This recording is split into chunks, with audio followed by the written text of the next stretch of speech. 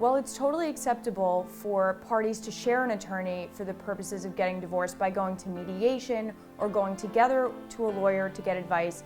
I always suggest to my clients that even if you go to mediation or even if you share a lawyer with your spouse, you should also go to an attorney separately, even just to have your agreement reviewed.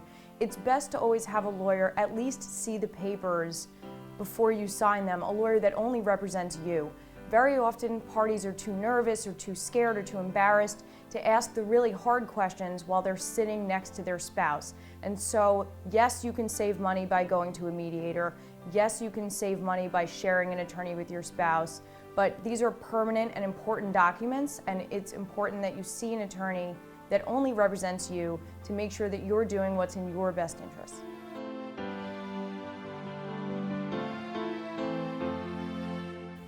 The first thing that you need to do when you get served with divorce papers is call a lawyer.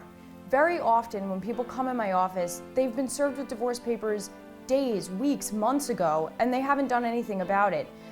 While it's very scary to get served with divorce papers, you can't hide from them. Don't put them under your bed, don't call your best friend. Reach out to a lawyer. The documents in front of you are time sensitive. You only have so long to answer them. And if you don't answer them, the court could go as far as to make decisions without you. The best possible thing you can do is call a lawyer and let them help you through the process.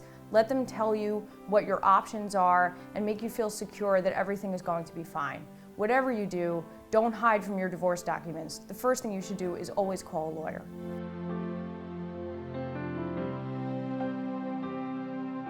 I'm asked the question about relocating all the time, and the answer to the question completely varies on the case.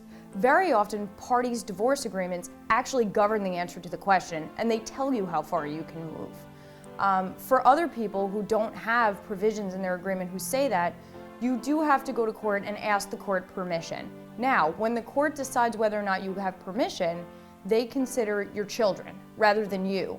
So their first consideration is, what's best for the kids? And they'll consider everything from access to the other parent. Will they be able to see their parent? If so, how often? Who's going to pay for the travel?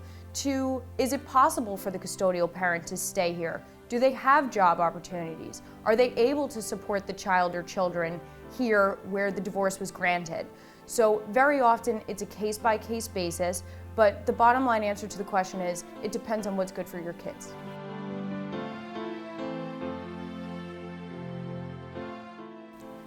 Alimony, which is now called maintenance, is awarded in the state of New York to help one spouse who doesn't earn as much keep up their marital standard of living. And very often people ask me, am I a maintenance candidate?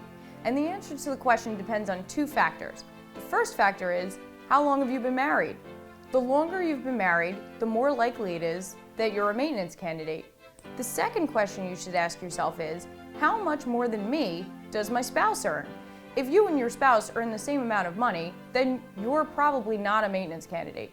But if your spouse out-earns you by 2, 3, 4 times, if your spouse pays all the bills and you stay home watching the children, for instance, it's very likely that you might be a maintenance candidate. So the two questions you want to ask yourself when considering whether or not you are a maintenance candidate are, 1, how long have I been married? And 2, how much more does my spouse earn than me?